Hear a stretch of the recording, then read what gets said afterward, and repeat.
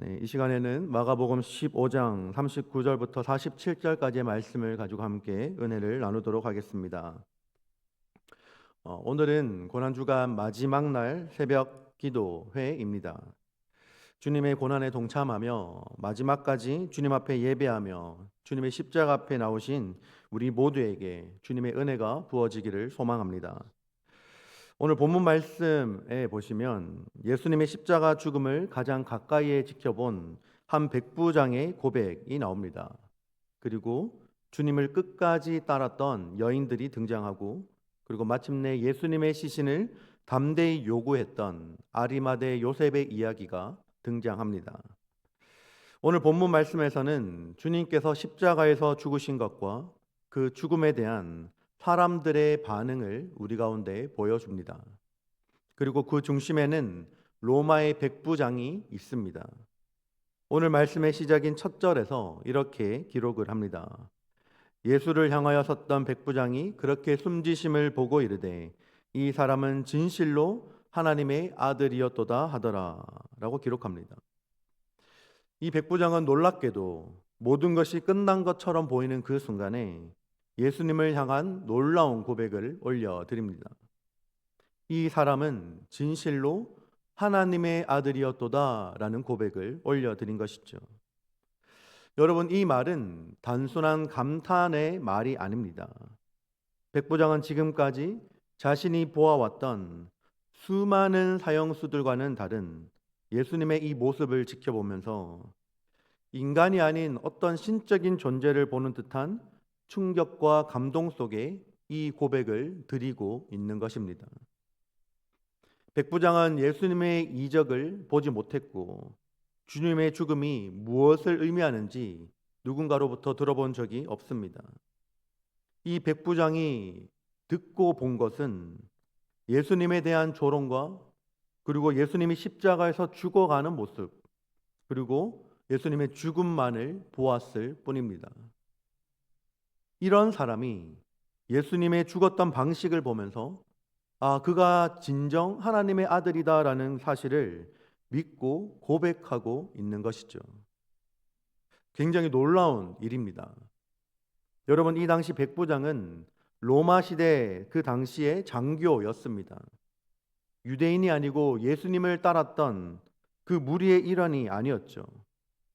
오히려 이 백부장은 예수님을 십자가에 못 박는 일을 지휘하던 그러한 사람이었습니다. 백부장은 로마 시대의 황제에 대한 충성을 맹세했던 사람이었죠.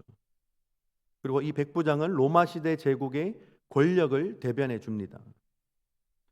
하지만 이 백부장은 다른 사형수들과는 비교할 수 없는 그러한 침묵과 존엄, 그리고 마지막 숨을 거두는 그 순간까지 사람들을 용서하며 사랑하던 모습, 그 모습을 보고 백부장은 말하고 있는 것입니다. 진실로 이 사람은 하나님의 아들이다라는 고백이죠. 여러분, 이 고백을 성경 원문을 통해서 좀 보면 더 깊은 의미가 드러납니다. 백부장이 말한 이 말은, 진정 이 사람은 이라는 이 사람이라는 말은 그 헬라어 원문 자체가 강조의 의미를 담고 있습니다. 그러니까 그 많은 제수들 중에 한 사람, 단 한 사람, 이 사람밖에 없다라는 뜻을 가지고 있죠. 그리고 하나님의 아들이다라는 말은 당시 로마에서 황제에게만 쓰던 칭호였습니다. 그러니까 지금 백부장은 지금 자신이 섬기던 로마 황제에게 돌려졌던 그 신성한 칭호를, 이 신성한 고백을 십자가에서 죽어가는 사형수인 예수님에게 올려드리고 있다라는 사실이죠. 사실 이 고백이 백부장의 입에서 나왔다라는 사실 자체가 굉장히 놀라운 일입니다. 성경 말씀에서는 39절 말씀에 단 한 줄로 기록되어 있지만 백부장이 한 이 고백은 그냥 나온 고백이 아니었다라는 것이죠. 그는 힘과 권력을 상징하던 로마의 상징을 벗어나서 고난과 십자가 속에서 진짜 하나님의 아들을 알아보았던 것입니다. 백부장이 살아왔던, 그리고 모셔온 그 로마의 권력, 그 황제의 힘은 굉장히 위압적이고 강압적이었죠. 그것은 다른 사람들에게 복종하든가 혹은 그렇지 않든가 죽음을 자청하든가 이 둘 중에 한 개였죠. 하지만 예수님께서 십자가에서 보여주셨던 무기력한 죽음은 이 백부장이 다른 사람들에게 보여주고 사용했던 것과는 다른 능력을 오늘 보여주었습니다. 이 백부장은 십자가에서 나타난 진정한 능력은 위압적이고 착취적이고 속임수가 아니다라는 사실을 깨달았습니다. 그가 평생 섬겨왔던 그 능력은 다른 사람을 짓밟고 살아있는 사람을 죽이는 능력이었습니다. 그 당대의 살아있는 권력이었죠. 하지만 십자가의 능력은 자기를 다른 사람들에게 주고 죽음을 오히려 생명으로 변화시키는 능력이었습니다. 하나님의 아들이신 예수 그리스도가 가장 낮고 비참한 그 순간에 이방인 한 사람의 입술을 통해서 예수님의 진정한 정체를 세상에 선포하게 하신 것입니다. 그리고 이어지는 장면에서 우리는 여인들의 모습을 보게 됩니다. 막달라 마리아, 그리고 작은 야고보, 그리고 요새의 어머니 마리아, 그리고 살로메.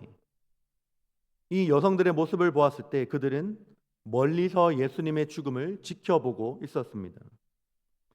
그런데 단지 예수님의 죽음을 지켜보았을 때 단지 슬퍼하며 바라보았던 것이 아니었죠. 그들의 모습을 묘사한 성경 말씀에서는 이렇게 번역하는데요. 멀리서 바라보는 이라는 뜻을 좀 이 헬라 원문을 보면요. 이것은 단순히 그것을 멀리서 단순히 지켜보는 것이 아니라 이것은 멀리서 주님의 죽음을 주의 깊게 살피며 바라보는 태도를 보여줍니다.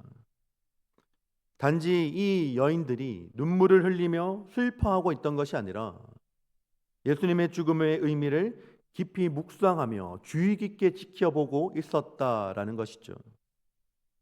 그들의 마음속에도 슬픔이 있었겠지만 동시에 예수님을 향한 변치 않는 사랑과 헌신이 그 가운데 있었습니다. 여러분, 이 모습을 보았을 때 제자들은 다 도망갔지만 이 여인들은 끝까지 예수님 곁을 지켰습니다.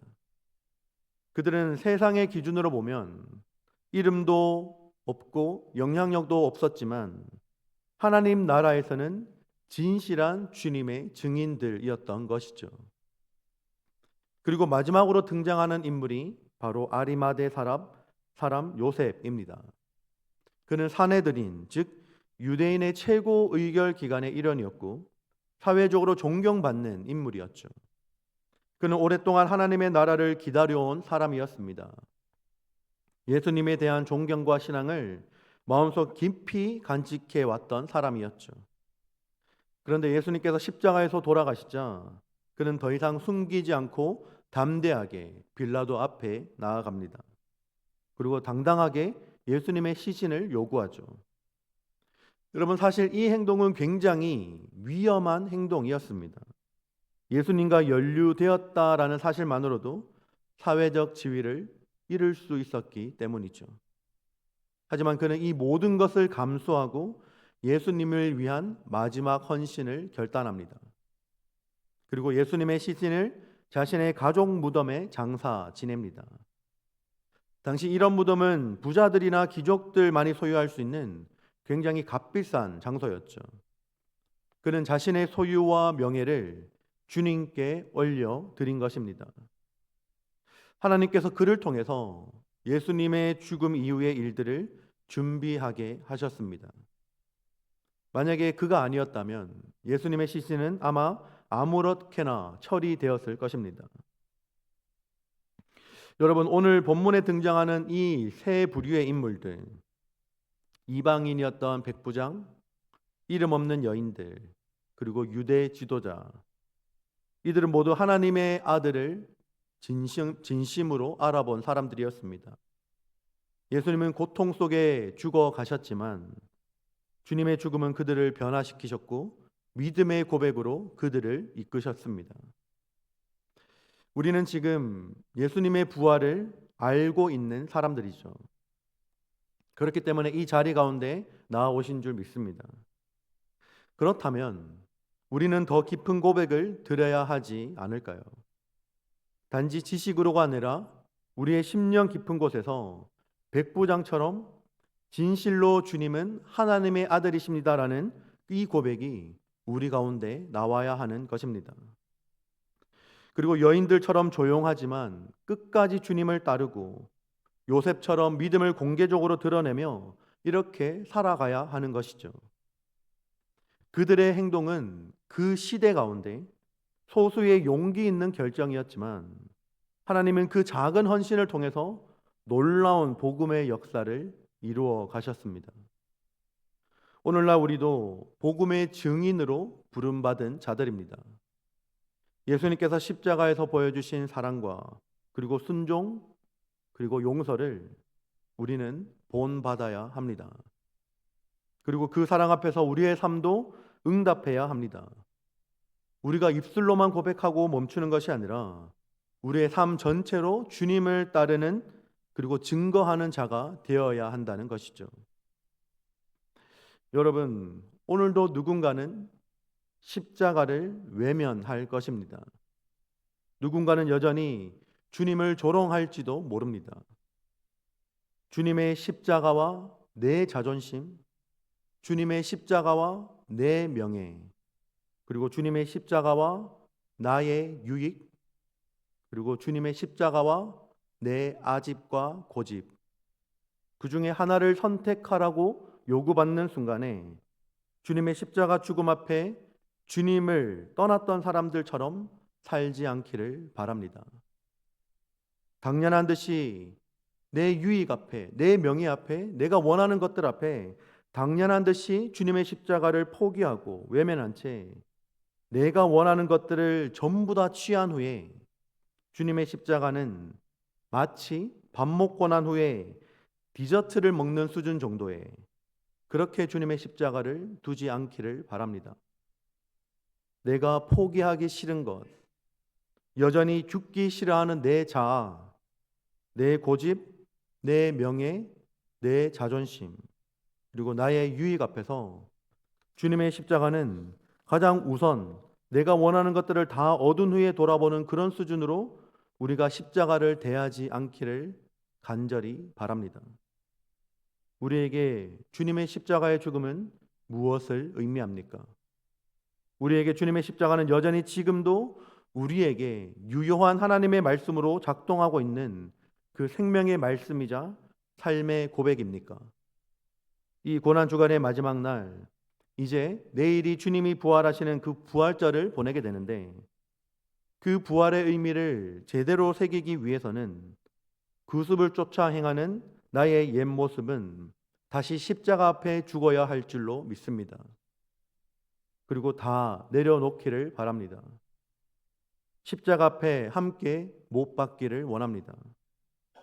도저히 포기하기 싫어서 그 십자가 앞에서 잠깐 하나님, 제가 이제 잠시 내 유익을 위해서, 내 명예를 얻기 위해서 내 고집과 자아를 내려놓지 못하니까 잠시 주님의 십자가를 잠시 외면하고 다시 돌아올게요 라고 말하는 것이 아니라 그것을 주님의 십자가를 잠시 포기하고 도망가는 인생이 아니라 마음이 불편할 때 주님의 십자가를 외면한 채 도망가는 인생이 아니라 주님의 십자가 앞에 직면하는 삶을 사시기를 바랍니다. 이 고난주간의 마지막 날이 정말로 주님의 고난에 동참하는 날 되기를 원합니다. 절대로 포기하고 싶지 않은, 정말 내가 내려놓을 수 없는 그 단 한 가지를 주님 앞에 고통스럽지만 내어놓기를 바랍니다. 저는 여러분들이 내어놓아야 할 것이 무엇인지 모릅니다. 하지만 이 시간 주님께서, 성령님께서 당장 우리 마음 가운데 내어놓아야 할 것을 알려달라고 기도하며 나아가기를 원합니다. 하나님께서 지금 이 시간에도 백부장과 같은 사람, 여인과 같은 자들, 그리고 아리마대 요셉과 같은 용기 있는 자들을 부르고 계십니다. 믿음의 고백을 삶으로 드러내는 자들을 부르고 계십니다. 그 부르심 앞에 우리가 응답하기를 원합니다.